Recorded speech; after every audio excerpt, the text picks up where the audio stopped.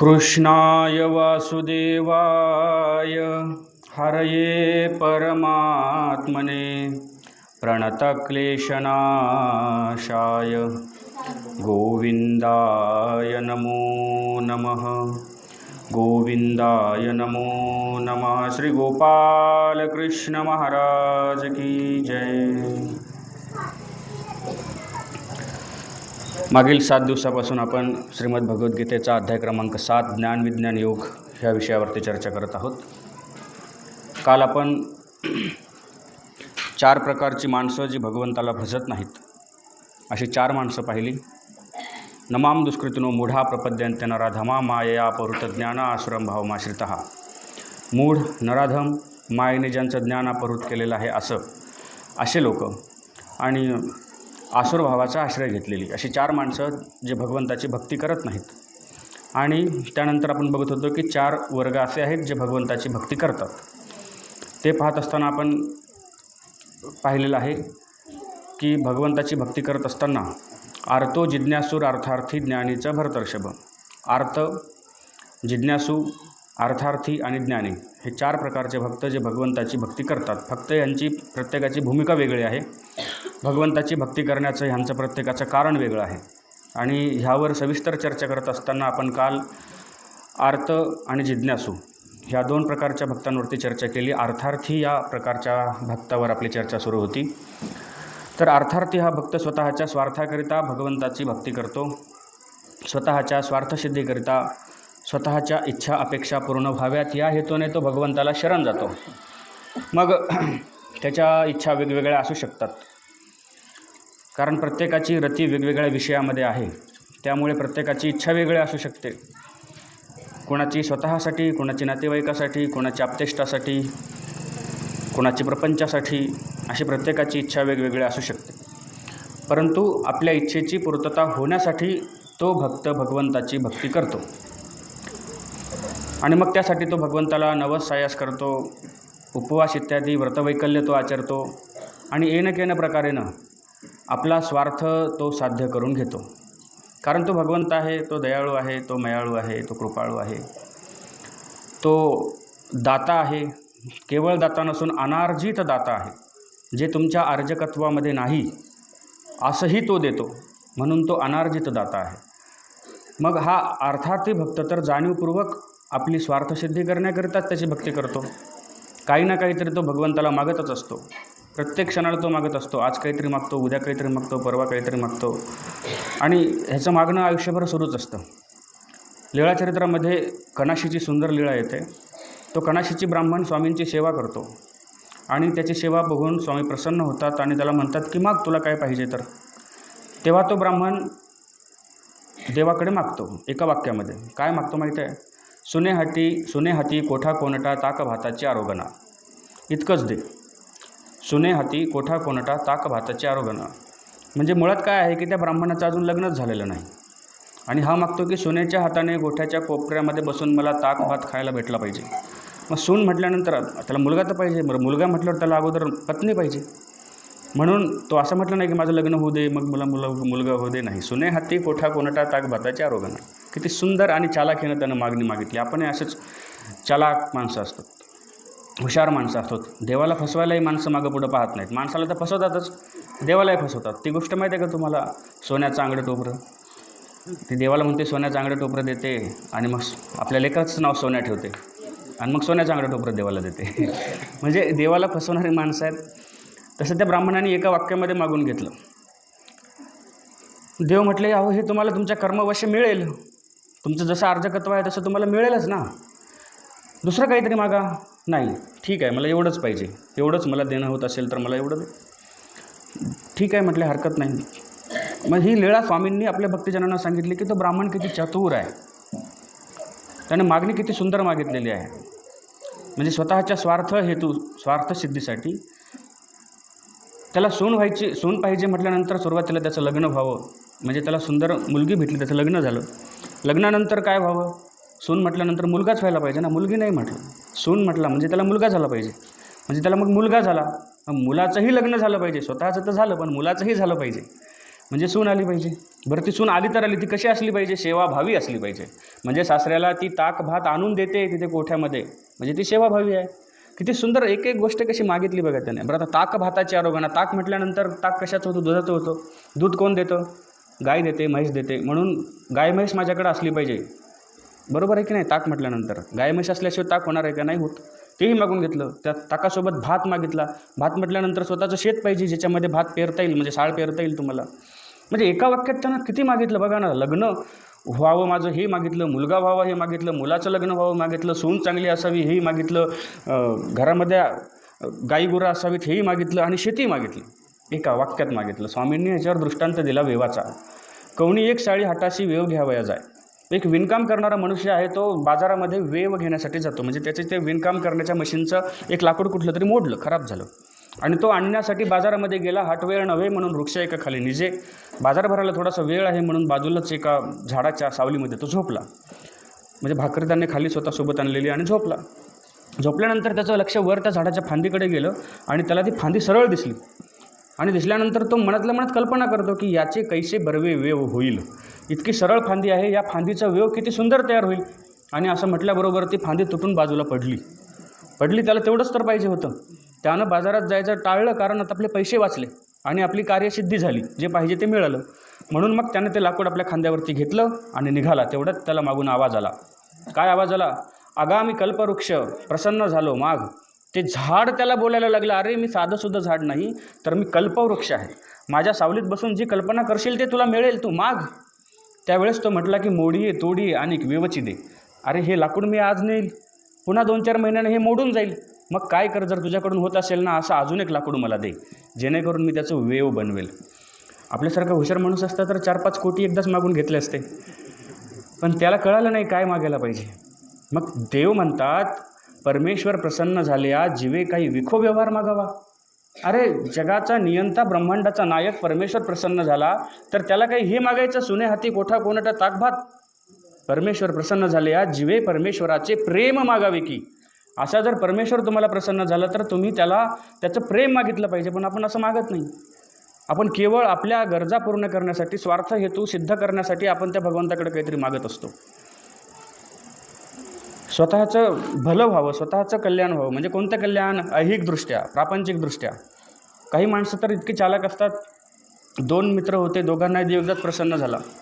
मग पहिल्याला देवाने सांगितलं काय मागायचं माग. म्हटलं मी जी काही कल्पना मनामध्ये करेल जेव्हा केव्हा ते मला भेटलं पाहिजे. म्हटलं ठीक आहे, हरकत नाही, तुला जे पाहिजे ते भेटेल. दुसरा त्याच्यापेक्षा चालाक होता. तो म्हणाला, देवा तू याला जे देशील ना, जेव्हा जेव्हा तो कल्पना करेल याला जे देशील ना त्याच्या दुप्पट मला दे. आलं का लक्षात? त्याच्या दुप्पट मला दे. असं म्हटल्यावर देव तथाच तो म्हणाला. देव निघून गेला. त्यानंतर ह्या पहिल्या भक्तांना 1 माडी मागितली की त्याच्या मित्राला 2 माड्या भेटायच्या. त्याने 1 टी व्ही मागितली की त्याच्या मित्राला 2 टी व्ही भेटायच्या. त्याने 1 फ्रीज मागितलं की त्याच्या मित्राला 2 फ्रीज भेटायचे. जो मागेल ना त्याच्यापेक्षा दुप्पट त्याच्या मित्राला भेटायचं. पण माणसाचा स्वभाव कसा असतो? ईर्ष्या, असूया एकमेकाविषयी, नाही का? आणि त्याला म्हणजे विचार पडला आता की काय करू, मी 1 मागितली याला 2 भेटते, करू काय आता? कारण बघवत नव्हतं दुसऱ्याची प्रगती. बघा, कुत्र्याला गती आणि माणसाला प्रगती सहन होत नाही असं म्हणतात. माणसाला सहन होत नाही दुसऱ्याची प्रगती. दुसऱ्याचं बरं झालेलं सहन होतच नाही माणसाला, पाहवतच नाही. आणि मग तो काय करू काय नाही बेचैन होता. मग त्याची चिंता पाहून त्याची पत्नी त्याला म्हणते, का हो काय झालं? आजकाल तुमचं लक्षच नाही कशात, तुमच्या चेहऱ्यावरती चिंता दिसते, सारखं टेन्शनमध्ये असता, काय झालं? न राहून त्यानं सांगितलं, मला देव प्रसन्न झाला. मग देवाने असं असं सांगितलं आणि असं असं झालं. मी 1 मागितलं की त्याला 2 भेटतात. मग त्याच्या पत्नीनं त्याला आयडिया सांगितली. बाया खूप हुशार असतात बघा. त्याच्या बायकोनं त्याला युक्ती सांगितली. म्हणाली काय? अहो सोपं आहे, त्याची जिरवायचीच का? मी सांगतो तुम्हाला. तुम्ही काय करा म्हणे, देवाला सांगा, देवा माझा 1 डोळा फोड. मग त्याने काय होईल? तुम्ही म्हणा तर म्हणे देवाला, अरे माझा 1 डोळा खराब होईल ना. अहो तुम्ही म्हणा, तुम्हाला 1 डोळा खराब झाला तर काय झालं, दुसरा डोळा राहील ना तुम्हाला. तो ठीक आहे, देवा माझा 1 डोळा फोड. असं म्हटल्याबरोबर त्याचा 1 डोळा फुटला आणि त्याच्या मित्राचे 2 डोळे फुटले. देवा माझा 1 पाय खराब होऊ दे, त्याच्या मित्राचे 2 पाय खराब झाले. म्हणजे पत्नीनं त्याला ही आयडिया दिली आणि ती कल्पना वापरून त्यानं काय केलं की त्या असूयेपोटी त्याचं अहित कसं होईल हा विचार केला. म्हणजे माणसं देवाकडं काय मागतात आणि त्याचा दुरुपयोग कशा पद्धतीनं करतात हे आपल्या लक्षात आलं पाहिजे. असा हा अर्थार्थी भक्त आहे. जसं पुराणामध्ये ध्रुव बाळाची कथा येते. तो त्याच्या वडिलांच्या मांडीवर बसलेला आहे, त्याची सावत्राई येते, त्याला ओढते, तू उतर खाली, मी राजाची लाडकी आहे आणि माझा पुत्रच राजाच्या मांडीवर बसेल, तुझी जागा नाही ती. म्हणून त्याला उतरवलं खाली, त्याचा अपमान केला. तो अपमान त्याला सहन झाला नाही. आणि मग तो आईला विचारतो की मी आता काय करायला पाहिजे.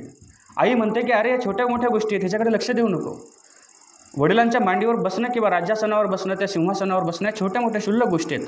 याहीपेक्षा आढळपत तुला देणारा जर कोण असेल तर तो भगवंत आहे, तो परमात्मा आहे. तू त्याला शरण जा, त्याची तपश्चर्या कर, त्याचं नामस्मरण कर. तो तुला अशी जागा देईल की तिथून तुला कोणी खाली उतरवणार नाही. आणि म्हणून तो ध्रुवबाळ जंगलामध्ये निघून गेला. भगवंताची भक्ती त्यानं केली, त्याचं नामस्मरण केलं, त्याचं चिंतन केलं, तपश्चर्या केली. भगवंत प्रसन्न झाले आणि म्हणाले सांग तुला काय पाहिजे. सांगितलं असं एक ठिकाण मला की जिथून मला कोणीही खाली उतरवलं नाही पाहिजे अनंत काळापर्यंत. आणि मग भगवंताने त्याला उत्तर दिशेला जो ध्रुव तारा सकाळी सकाळी चमकतो, आपल्याला त्याचा काही संबंध येत नाही म्हणा, आपण दिवस उजाडल्यावर उठतो. जी माणसं दिवस उजाडायच्या आधी उठतात त्यांना तो तारा दिसतो. उत्तर दिशेला शुक्र तारा अतिशय शुभ्र असा चमकत असतो सकाळी सकाळी. मग हे जे नामस्मरण त्या ध्रुव बाळाने केलं, ही जी तपश्चर्या त्याने केली, कशासाठी केली, त्याचा काहीतरी स्वार्थ होता म्हणून केली की नाही. मग ही स्वतःच्या स्वार्थसिद्धीसाठी भक्ती करणारा भक्त म्हणजे अर्थार्थी भक्त आहे. आणि ही स्वतःच्या स्वार्थसिद्धीसाठी कोण्या देवाला शरण जातील, कोण्या देवाला नमस करतील काही सांगता येत नाही. फक्त स्वतःचा स्वार्थ सिद्ध झाला पाहिजे. कोणी सांगितलं की अमुक देवाला गेलं की तिथं तुझ्या इच्छा पूर्ण करतात, इच्छापूर्ती हनुमान मंदिर, तिथं इच्छा पूर्ण करणारा हनुमान आहे. गर्दी मावत नाही हो शनिवारी, लोकांची रांग लागते, लोक एकमेकांना चिरडून जातात, चेंगरून जातात, इतकी गर्दी तिथं होते एकाएकी अचानक, कारण तिथे इच्छा पूर्ण होतात म्हणून. म्हणजे स्वतःची इच्छा पूर्ण करून घेण्यासाठी ही माणसं कोण्या देवाला शरण जातील सांगता येत नाही. आणि कुठं कोणता देव तयार करतील हेही सांगता येत नाही. ही अशी अर्थार्थी भक्त आहेत. एक सुफी साधू आहे, सुफी संप्रदायाचा, आणि त्याचा एक भाविक आहे, श्रद्धाळू मनुष्य आहे त्याच्याजवळ राहणारा, आणि तो त्याची सेवा करतो. त्याने त्याची खूप सेवा केली. आणि आता तो जो साधू आहे, आता तो शेवटच्या घटिका मोजतो आहे. त्यावेळेस त्याने त्या भक्ताला जवळ बोलवलं, अरे बाबा तू माझी अखंड सेवा केली, अविरत माझी सेवा केली, मी तुझ्यावर प्रसन्न झालो. माझ्याजवळ तुला देण्यासाठी दुसरं तर काही नाही, पण माझ्याजवळ हे गाढव आहे, हे गाढव तू घेऊन जा, हे गाढव मी तुला देतो. आणि त्या साधूनं प्रसन्न होऊन त्याला गाढव दिलं. गुरुनं मला हे गाढव दिलं, गुरुनं दिलेलं आहे असं म्हणून तो त्या गाढवाची काळजी घ्यायला लागला, त्याची निगराणी करायला लागला, त्याची सेवा करायला लागला. गुरु समजूनच समजा की त्याची सेवा करायला लागला. त्याला चारा टाकायचा, त्याला पाणी पाजायचा, त्याला चांगल्या जागेवरती तो बांधायचा, उन्हा पावसामध्ये त्याची पावसापासून काळजी घ्यायचा. आणि त्या गाढवाची अशी तो सेवा करायला लागला.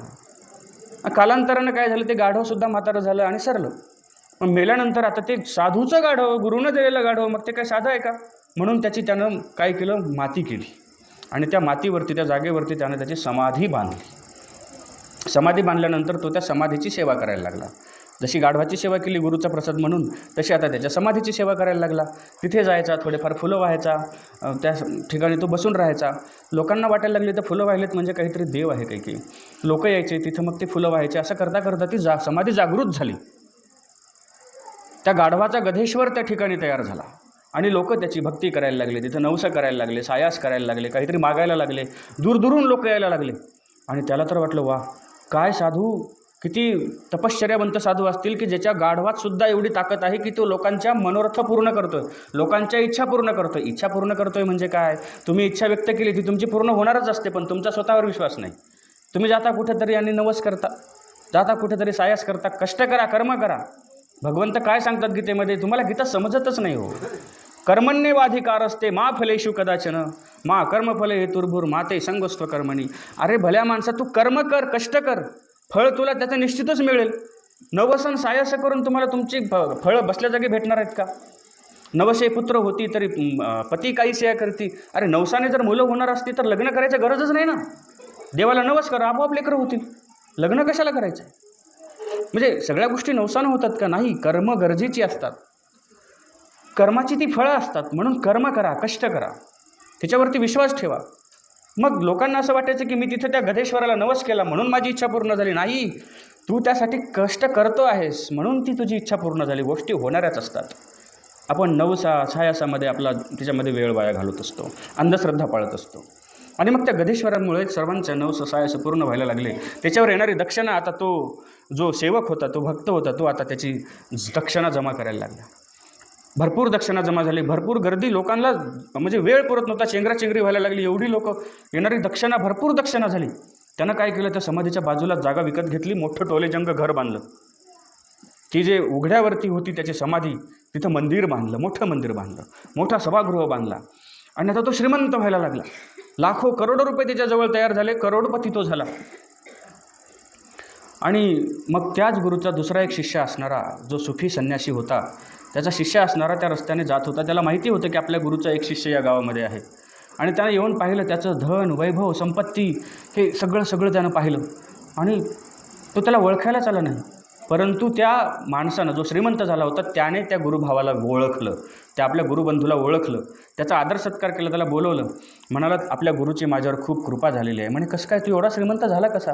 म्हणे, आपल्या गुरुजींनी मला जे गाढव दिलं होतं की नाही, त्या गाढवाची ही समाधी गधेश्वराची मी बांधली आणि ही सगळी जनता येते, मला भरपूर दक्षिणा त्याच्यामुळे येते आणि मी श्रीमंत झालो. एवढं माझ्या गुरुचा आशीर्वाद, तुम्ही काहीतरी माझ्याकडून घेऊन जा, हे 1-2 कोटी तुम्हाला तुमच्या उपयोग होतील. नाही, मला काही गरज नाही, मी तुझ्यापेक्षा मोठा श्रीमंत आहे. का? अरे, हा गधेश्वर जेवढा लोकांच्या इच्छा पूर्ण करतो की नाही, त्याच्यापेक्षा जास्त त्याची आई त्यांच्या इच्छा पूर्ण करते. त्याच्या आईची समाधी माझ्याकडे आहे, मी तिचं मंदिर बांधलेलं आहे आणि तिच्यावरती मी माझी उपजीविका साधवतो आहे. म्हणजे काय चाललंय समाजामध्ये, आपण काय करतो आहोत, आपल्या लक्षात येतंय का? ही अर्थार्थी भक्ताची लक्षणं आहेत. हा अर्थार्थी भक्त श्रद्धा बाजूला ठेवतो आणि अंधश्रद्धेमध्ये गुरफटून जातो. स्वतःच्या स्वार्थसिद्धीसाठी नको त्या गोष्टी तो करतो. आणि म्हणून मायबाप हो, ही अंधश्रद्धा जी आहे ही थोडी दूर सारण्याचा प्रयत्न करा. केवळ स्वतःच्या स्वार्थसिद्धीकरिता भगवंताला शरण जाऊ नका. त्याला शरण जायचं असेल ना, तर मोक्ष मुक्तीच्या इच्छेने त्याच्याकडे जा. त्याचं प्रेम मिळालं पाहिजे, त्याचं कैवल्यपद मिळालं पाहिजे. जन्ममरणाच्या फेऱ्यातून मुक्त होऊन ते मुमुक्षयाचं जे लक्षण सांगितलेलं आहे ना, ते लक्षण आपल्यामध्ये असलं पाहिजे. यासाठी भगवंताला शरण जा, असा हा अर्थार्थी भक्त. आणि त्यापुढे सांगितलेलं आहे ज्ञानीचं भरतर्षभ, म्हणजे ज्ञानी हा चौथ्या प्रकारचा भक्त सांगितला, जो भगवंताची भक्ती करतो. मग आता ज्ञानी म्हणजे काय? मी तुम्हाला ज्ञानाची एक व्याख्या सांगितली 3-4 दिवसापूर्वी. ज्ञान कशाला म्हणायचं? जे जैसे असे ते तैसे जाणीजे ते ज्ञान. यदस्मात् तत्तस्मात् ज्ञातव्यम. जे जसं आहे त्याला तसं जाणायचं, त्याला ज्ञान म्हणायचं. मी तुम्हाला उदाहरणही दिलं होतं. नारळाला नारळच म्हणायचं, माईकला माईकच म्हणायचं, नारळाला आंबा म्हणायचं नाही. जे जसं आहे त्याला तसं जाणणं, याला ज्ञान म्हणतात. आणि ह्या विरुद्ध आपण काहीतरी चुकीचं समजतो, चुकीचं मानतो, हे अन्यथा ज्ञान आहे. आणि म्हणून असं जो भगवंताला तो जसा आहे तसा त्याला जाणतो, त्याचं स्वरूप जाणतो, त्याचं कार्य, कारण, स्वरूप, लक्षण सगळं ज्याला माहिती आहे, तो भगवंत काय करू शकतो हे जो जाणतो, तो ज्ञानी भक्त. मग हा ज्ञानी जो आहे, हा ज्ञानयुक्ततेने भगवंताची भक्ती करतो, भगवंताचं स्मरण करतो, त्याचं नामचिंतन करतो, त्याची आठवण करतो. आणि ह्याच्याकडे त्याच्या जीवनामध्ये निर्माण होणारे सुखदुःख जे आहेत, त्याच्या जीवनामध्ये निर्माण होणाऱ्या ज्या अडचणी आहेत, ह्या सगळ्या अडचणी तो समजतो की माझ्या कर्मामुळे मला प्राप्त झालेल्या आहेत, ह्या भगवंताने मला दिलेल्या नाहीत. ह्या उलट जो अन्यथा ज्ञानी आहे, अज्ञानी आहे, अल्पज्ञानी आहे, हा मात्र आपल्या जीवनामध्ये येणाऱ्या अडचणी ह्या भगवंताने मला का दिल्या म्हणून भगवंताला तक्रार करतो, असा हा अज्ञानी आहे. ज्ञानी पुरुषामध्ये हे लक्षण नाही आहे. जो ज्ञानी आहे त्याला पूर्ण कल्पना आहे. संस्कृत सुभाषितामध्ये एका ठिकाणी म्हटलेलं आहे, आज्ञः सुखम आराध्यते सुखतरम आराध्यते विशेषज्ञ ज्ञानलव दुर्विदग्ध ब्रह्मापी तम नरम न रंजयती. काय म्हणतो हा श्लोक? की अज्ञानी माणसाला समजावून सांगणं सोपं आहे. त्याला सांगितलं की बाबा हे असं नाही असं आहे, तर तो समजून घेईल की हो तुम्ही सांगता ते बरोबर आहे, मला माहिती नव्हतं, बरं झालं तुम्ही सांगितलं, तो समजून घेईल. त्यानंतर अज्ञासुखम आराध्यते सुखतरम आराध्यते विशेषज्ञ, जो विशेषज्ञ म्हणजे ज्ञानी आहे, त्यालाही समजून सांगणं सोपं आहे की बाबा हे असं नाही असं आहे. तो म्हणेल हो बरोबर आहे, मलाही माहिती आहे, मी वाचलेलं आहे एका ठिकाणी, मला कल्पना आहे, मला कोणीतरी सांगितलेलं आहे आणि हे असंच आहे, तो मानून घेईल, तो समजून घेईल. परंतु ज्ञानलव दुर्विदग्ध, जो अर्धवट ज्ञानाने दग्ध झालेला आहे, अर्धवट ज्ञान आहे, पूर्ण ज्ञानही त्याला नाही. मग मी तुम्हाला ती म्हातारीची गोष्ट सांगतो की जी टेस्टर लावण्याऐवजी काय करते, सराटा लावते त्या मीटरला आणि शॉर्ट लावून मरते, कारण तिला अर्धवट ज्ञान आहे. तिथं काय लावायचं हे तिला माहिती नाही, ह्याची आयडिया तिला नाही, अर्धवट ज्ञान. आणि मग माणसाला एकतर पूर्ण अज्ञान असावं किंवा एकतर पूर्ण ज्ञान असावं, परंतु हा जो मधला भाग आहे की नाही अर्धवट ज्ञानाचा, थोडंसं येतं त्याला, थोडंसं येतं. थोडंसं भगवद्गीतेतला 15वा अध्याय 12वा अध्याय थोडासा पाठ आहे, थोडंसं एखादं पारायण पाठ आहे, थोडेसे 2-4 ग्रंथ त्यानं ऐकलेले आहेत. थोडंफार त्याला येतं. पूर्ण त्याला ज्ञान नाही, पण थोडंफार येतं. आणि त्याच्यावरच तो म्हणतो, मला सगळं माहीत आहे हो. हां, मग मला सांगायचं काम नाही, मला सगळं येतं. हे मी अमुक इतक्या पोथ्या वाचलेल्या आहेत, अमुक मला सगळं माहीत आहे, सगळं कळतं. तुम्ही माझ्यावर विश्वास ठेवा, करा तुम्ही. आणि मग तो स्वतःचं तर अहित करून घेतोच, त्यासोबत ज्यांना तो करायला लावतो त्यांचंही तो अहित करतो. म्हणून ज्ञानी पुरुषाचं लक्षण हे आहे की सर्वज्ञ श्री चक्रधर स्वामी ज्ञानाचीही व्याख्या सांगितल्यानंतर ज्ञानभक्ती विरक्तीवर बोलत असताना पक्षकार त्याचं भाष्य करतात की ज्ञानाचे कार्य ते ऐसे जे ज्ञानापाठी वैराग्य उपजे. ज्ञानाचं कार्य असं आहे की ज्ञानानंतर त्याच्यामध्ये विरक्ती निर्माण व्हायला पाहिजे, परंतु होत नाही. ज्ञान झालं की त्याच्यात अहंकार निर्माण होतो, त्याच्यात गर्व निर्माण होतो. मी एवढा मोठा ज्ञानी, मी खाली बसू? नाही, मी वर बसणार. त्याला खाली बसावं वाटत नाही. ज्ञानाचा अहंकार आहे. आणि मग ह्या ज्ञानाने जर अहंकार निर्माण होत असेल तर ते ज्ञान कामाचं नाही, ते ज्ञान योग्य नाही. ज्ञानाने जर माणसात काही निर्माण व्हायचं असेल तर विरक्ती निर्माण झाली पाहिजे. त्या ज्ञानाच्या पाठी त्याच्या अंतःकरणामध्ये भक्तीचा प्रवेश, भक्तीचा शिरकाव झाला पाहिजे, भक्तीचा मार्ग त्याला सापडला पाहिजे. पण एकदा माणसाला ज्ञान झालं की तो त्या ज्ञानाच्या गर्वाने समाजामध्ये प्रवास करत असतो. असाच एक अहंकाराने युक्त असलेला ज्ञानी लीळाचरित्रामध्ये आपल्याला भेटतो. तो म्हणजे पंडित माहिमभट्ट. माहिमभट्टांना ज्ञानाचा एवढा अहंकार झालेला आहे, सगळी शास्त्र पुराणं त्यानं पाठांतर केली, सगळं कंठस्थ आहे. काही शास्त्रांचा अभ्यास करायचा राहिला होता, तो तिकडे तेलंग देशामध्ये गेला, तिकडनं ते प्रभाकर शास्त्र इत्यादी ते अभ्यास करून तो महाराष्ट्रामध्ये परत आला. आणि परत आल्यानंतर त्याला ज्ञानाचा इतका अहंकार की हातामध्ये पेटलेली मशाल घेऊन दिवसा फिरायचा. आणि तो काय म्हणायचा की जसा आकाशामध्ये विराजमान असणारा तो सूर्य जसा जगाला प्रकाश देतो तसा मी ज्ञानाचा सूर्य आहे, माझ्या एवढं ज्ञान कुणालाच नाही. आणि म्हणून तो ज्या ज्या गावात जायचा त्या गावातल्या ज्ञानी माणसासोबत चर्चा करायचा, त्या ज्ञानामध्ये त्याला हरवायचा, पराभूत करायचा. आणि त्याच्या नावाचा एक गवताचा वाळा, पायामध्ये त्याने एक वाळ्याचं कडं तयार केलं होतं, त्या कड्यामध्ये तो गवताचा वाळा तो खोसून ठेवायचा. किती लोकांना मी हरवलेला आहे, म्हणजे ती माझ्या पायातल्या कसपटा समान आहेत, असा ज्ञानाचा अहंकार त्याच्यामध्ये निर्माण झाला. आणि तो जेव्हा स्वामींच्या दर्शनासाठी आपल्या मामासोबत निघाला, गणपत आपयो नावाचे त्याचे मामा त्याला सर्वज्ञ श्री चक्रधर स्वामींकडे घेऊन गेले. आणि तो रस्त्याने विचार करतोय, चक्रधर स्वामी जर एवढे ज्ञानी आहेत तर आपण त्यांना असा प्रश्न करू, त्यांनी जर असं उत्तर दिलं तर आपण त्यांना असा प्रश्न करू, त्यांनी जर असा प्रश्न विचारला तर आपण त्यांना असं उत्तर देऊ. रस्त्यानेच विचार करतोय. आणि जेव्हा स्वामींच्या समोर तो जाऊन पोहोचला, स्वामींची श्रीमूर्त पाहिली आणि शांत झाला. त्याला काय बोलावं हेच सुचत नव्हतं. सगळ्या ज्ञानाच्या अहंकाराच्या कक्षा त्याच्या आता गळून पडलेल्या आहेत, निखळून गेलेल्या आहेत. सगळं ज्ञान अहंकार आता गलितगात्र झालेला आहे. आणि मग स्वामी त्याला प्रश्न विचारतात, अत्यंत संस्कृती छेद होय ऐशी काही प्रतीत्यात, संसारातून मुक्त होता येईल अशी काही प्रतीती तुमच्याकडे आहे का? मग त्यानं सांगितलं, पुण्य करायचं, पुण्य केल्यानंतर त्याने करून त्या पुण्याच्या मार्गाने आपल्याला स्वर्गप्राप्ती इत्यादी काहीतरी होईल. पण मग स्वामींनी मग त्याला पुढे ज्ञानाचं निरूपण केलेलं आहे. हा भाग पुढचं थोडासा लांब आहे, आपण ह्याच्यावरची चर्चा करता येणार नाही आपल्याला. फक्त मला एवढं सांगायचं आहे की ज्ञानाच्या बळावर, त्या ज्ञानामुळे जर तुमच्यात अहंकार निर्माण होणार असेल तर त्याला ज्ञानी म्हणता येत नाही. ही ज्ञानी माणसाचं लक्षण नाही. ज्ञान आहे त्याच्याकडे, पण जर ज्ञानाचा अहंकार असेल, ज्ञानाचा गर्व असेल तर तो खरा ज्ञानी नाहीच. खरा ज्ञानी तो ज्याच्याकडे त्या ज्ञानानंतर काय नम्रता येते, विरक्ती येते, भक्ती येते. हे ज्ञानाचं खरं लक्षण आहे. आणि म्हणून तो ज्ञानी समजून घेतो की माझ्या जीवनामध्ये घडणाऱ्या ज्या काही कमी अधिक गोष्टी आहेत, या ज्या घटना आहेत त्या कशामुळे घडत आहेत. तो भगवंताला दोष देत नाही. अज्ञानी माणसं देवाला दोष देतात.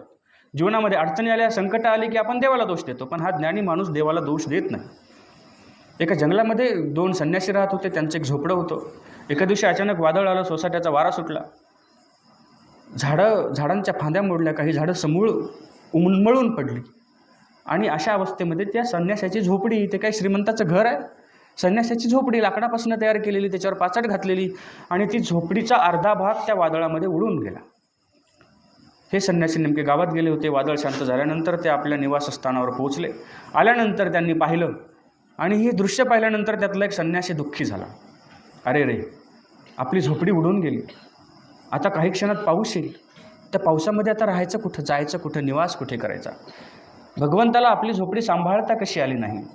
आणि म्हणून तो भगवंताकडे तक्रार करत होता, अंतःकरणामध्ये दुःख करत होता, चिंतेने व्याकुळ झालेला होता.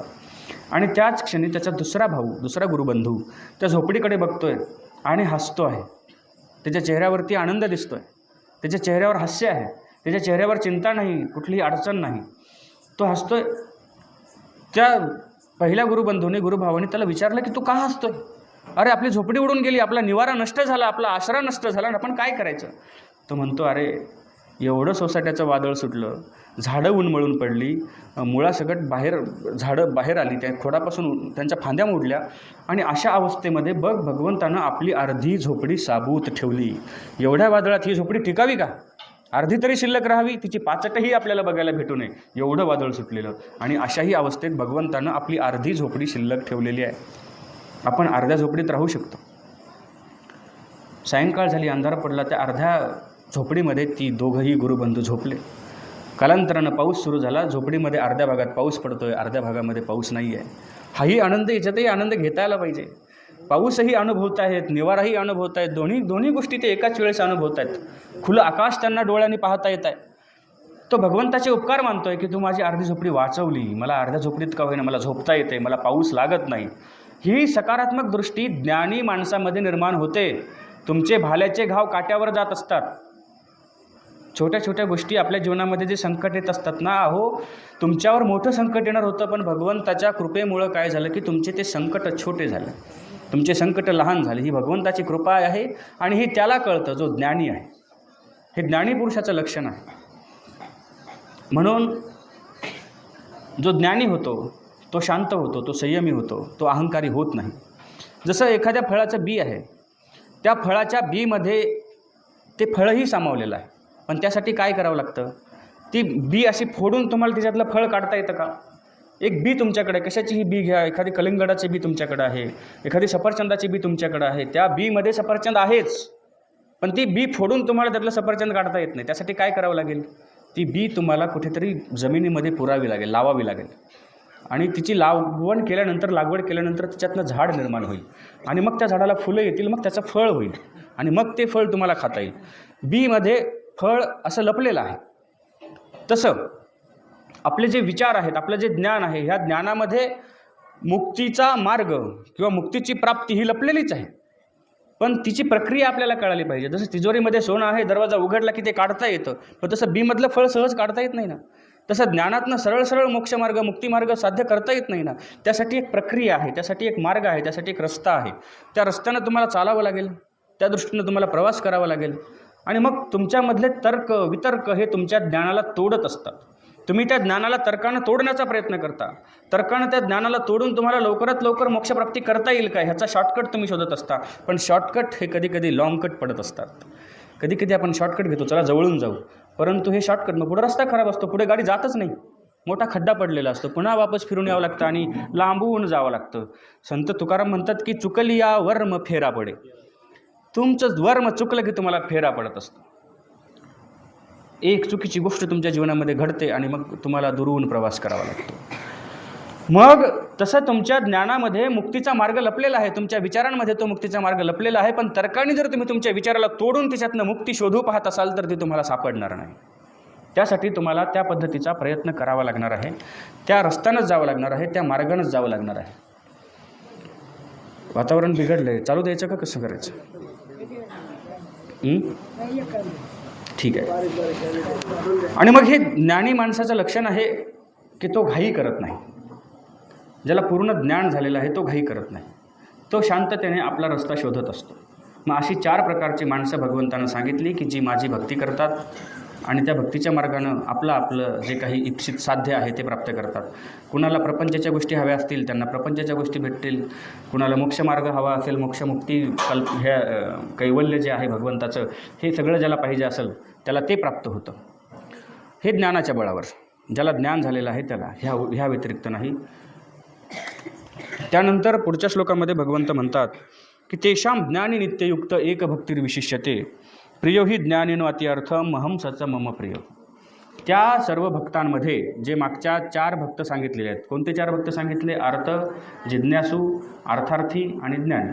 ह्या 4ही भक्तांमध्ये तेषां म्हणजे त्यामध्ये ज्ञानी, जो ज्ञानी आहे तो नित्ययुक्त असणारा, माझ्या भक्तीमध्ये नेहमी युक्त असणारा आणि एक भक्तिर्विशिष्यते, एकनिष्ठ भक्ती करणारा असा तो ज्ञानी, तो मला अतिप्रिय आहे.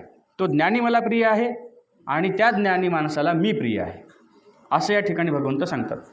हा जो ज्ञानी आहे हा युक्त आहे, एकभक्ती म्हणजे एकनिष्ठ भक्ती तो करत असतो आणि ह्या एकनिष्ठ भक्तीच्या बळावरती तो भगवंताला प्राप्त करतो. कारण ज्ञानी माणसाला कळतं, जसे ज्यानं भगवद्गीतेचा अभ्यास केला त्याला निश्चित करणार की भक्ती कशी केली पाहिजे.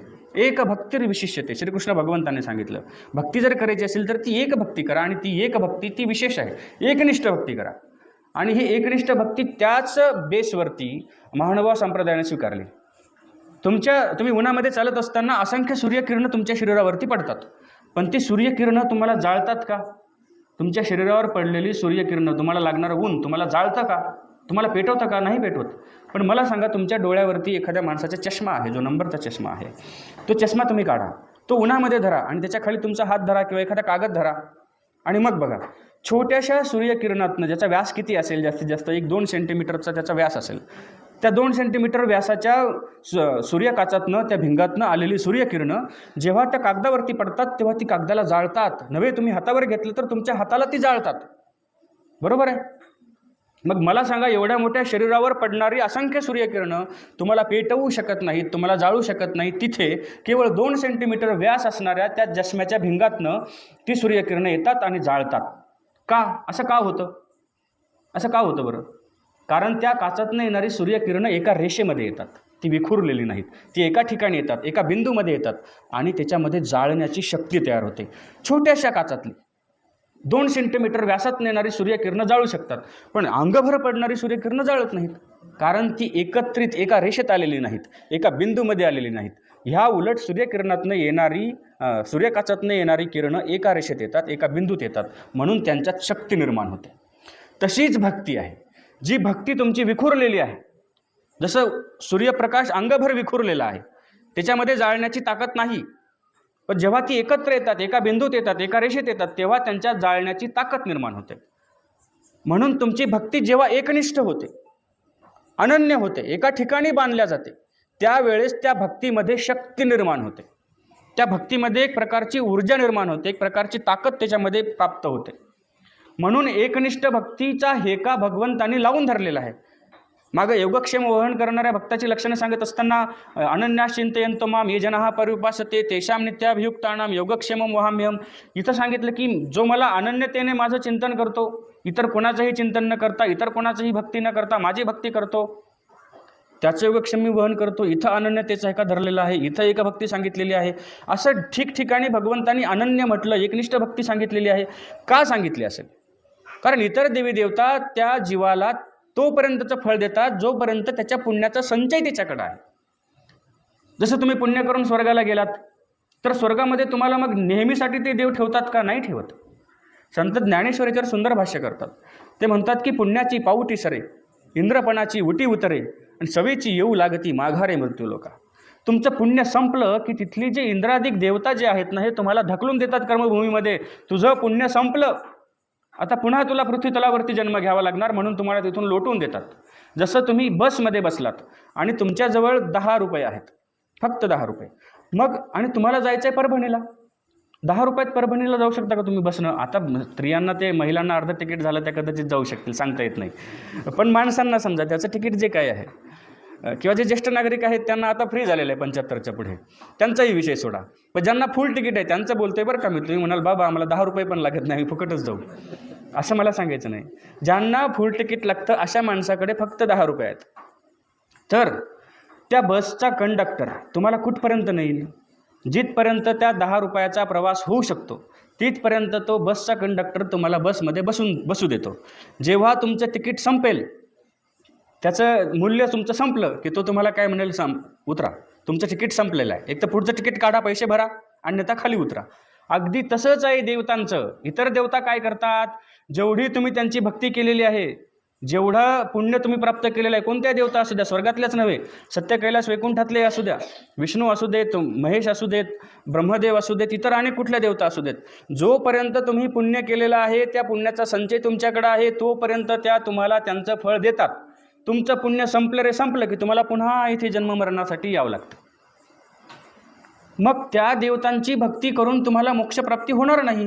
म्हणून भगवंत सांगतात की अरे तू एकनिष्ठ माझी भक्ती कर, कारण यद गत्वा न निवर्तन्ते तद्धाम परमं मम. यद म्हणजे जेथे, गत्वा म्हणजे गेल्यानंतर, न निवर्तन्ते म्हणजे पुन्हा जन्म मरणाच्या फेऱ्याला येण्याची गरज नाही, तद्धाम परमं मम, ते माझं परम आणि श्रेष्ठ ठिकाण आहे. मग आपण मात्र इतर देवदेवतेची भक्ती करण्यामध्ये गुंतून पडलेलो आहोत. पण करा, हरकत नाही, पण एकनिष्ठ करा ना. हे केवळ महानुभाव संप्रदाय सांगतोय असं नाही. वैष्णव संप्रदायाने तेच सांगितलेलं आहे की एकनिष्ठ भक्ती करा, पण करत नाहीत. महानुभावही करत नाहीत, म्हणजे महानुभावांचे अनुयायी करत नाहीत. साधू करतात बरं का, पण अनुयायी आहेत ना ते करत नाहीत. ते लक्ष्मी मांडतील, ते पित्र घालतील, ते गणपती मांडतील, ते सगळे देव त्यांना पाहिजेत. कशासाठी पाहिजेत कोणाला ठाऊक. अरे सगळ्या देवाचा मालक बसलेला आहे ना तुमचा इथे. अनंत ब्रह्मांडाचा नायक, ज्याची सगळ्या देवतांवरती सत्ता आहे, तो तुमचा देव आहे. मग इतर देवतांना शरण जाण्याची गरज काय आहे तुम्हाला? कळत नाही मला. मग जसं महानुभाव संप्रदायाचे अनुयायी करतात तसेच वैष्णवांचे अनुयायी करतात. वैष्णव संप्रदायाच्या संतांनी सांगून ठेवलेलं आहे की आपल्याला एकनिष्ठ भक्ती करायची आहे. त्या पांडुरंगाची असेल, ती विठ्ठलाची असेल, एकनिष्ठ करायची आहे. ह्यावर काही अभंग आहेत संत तुकारामांचे. आम्हा एक विधा पुण्य सर्व काळ, चरण सकळ स्वामीचे ते. बघा इथं आम्हा एक विधा पुण्य सर्व काळ, एकविध. आम्ही एकविध आहोत, आम्ही एकनिष्ठ भक्ती करणारे आहोत. पुढे म्हणतात चित्ताचे संकल्प राहिले चळण, अज्ञाते प्रमाण करुणी असे, दुजियापासून परतले मन. दुजियापासून परतले म्हणजे दुसऱ्या देवतेपासून आमचं मन परतलेलं आहे, निघून गेलेलं आहे. दुसऱ्या देवाची आता आम्हाला गरज नाही, म्हणून दुजियापासून परतले मन, केले द्यावे दान होईल ते. आता तुझ्याकडं आम्ही आमचं मन स्थिर केलेलं आहे, भगवंता एकनिष्ठ केलेलं आहे, आता तू आम्हाला दान दे. असं एकनिष्ठ भक्तीचं तुका म्हणे आता पुरला नवस, एका विन ओस सकळही. म्हणजे एका पांडुरंगाशिवाय सगळं ओस आहे, म्हणून आम्ही एकनिष्ठ त्याचे भक्त आहोत. त्याच्याशिवाय आम्हाला काही कळतच नाही, त्याच्याशिवाय आम्हाला दुसरे देव दिसतच नाहीत. हे सांगितलेलं आहे वैष्णव संप्रदायाच्या संतांनी. तरीही आपण अनेक ठिकाणी देव शोधत बसतो. कशासाठी? जे तुमच्या संप्रदायाने तुम्हाला घालून दिलेले नियम आहेत ते नियम आपण पाळणार की नाही. असे अनेक अभंग आहेत, मी ते मुद्दाम काढून ठेवलेले त्याच्यामध्ये. लौकिका पुरती नव्हे माझी सेवा, अनन्य केशवा दास तुझा. संत तुकारामांनी म्हटलेलं आहे, लौकिका पुरती नव्हे माझी सेवा, अनन्य केशवा दास तुझा. केशवा म्हणजे श्रीकृष्णाचं नाव आहे. अनन्य म्हणजे अन्य देवतेला शरण कुठल्याही न जाताना तुझा अनन्य दास मी झालेलो आहे, तुझी अनन्य सेवा मी करतो आहे. आणि म्हणून एकविधा आम्ही स्वामी सेवेसाठी, वरी तोची पोटी एक भाव. आम्ही स्वामी सेवेसाठी एकविध आहोत, आणि म्हणून भगवंता तुझी एकविध भक्ती आमच्यासाठी गरजेची आहे, आणि म्हणून आम्ही एकविध भक्ती करू. असे या ठिकाणी संत तुकारामांनी असे अनेक अभंग मी या ठिकाणी मुद्दामून काढलेले आहेत. परंतु आता संयोजकांची सूचना आलेली आहे की वातावरण थोडंसं दूषित झालेलं आहे आणि आपलं जेवणही गरजेचं आहे. जर पाऊस पडला तर जेवण करण्यासाठी आपल्याकडे कुठला हॉल उपलब्ध नाही, त्यामुळे आपल्याला बाहेर जेवण करायचं आहे. परत पाऊस आला तर सर्वांची परेशानी नको, बेजारी नको, दुरावस्था नको, म्हणून आपण आजची प्रवचन सेवा वेळेच्या अगोदर 15 मिनटं आपण या ठिकाणी थांबवत आहोत. याचं कारण हे आहे की वातावरण थोडंसं दूषित झालेलं आहे. लगेचच या ठिकाणी भोजनाची व्यवस्था होईल, पुढील सूचना आपल्याला देतीलच, म्हणून मी माझी सेवा या ठिकाणी थांबवतो. श्री दत्तात्रेय महाराज की जय. सुंदर विचारावरती आपल्याला बोलायसाठी भरपूर होतं, ऐकण्या इच्छा अशी होती आपण बोलत राहावं, श्रोते मंडळींनी ऐकत राहावं. पण आपल्याला वातावरणाचा या हवामानाचा सुद्धा आपल्याला विचार करावा लागेल. जे जेवण तयार आहे त्या जेवणाचा सुद्धा आस्वाद आपल्याला घ्यायचा आहे. केलेला स्वयंपाक वाया जाऊ नये याची सुद्धा आपल्याला म्हणजे सर्वतोपरी सर्वांनी विचार करून हा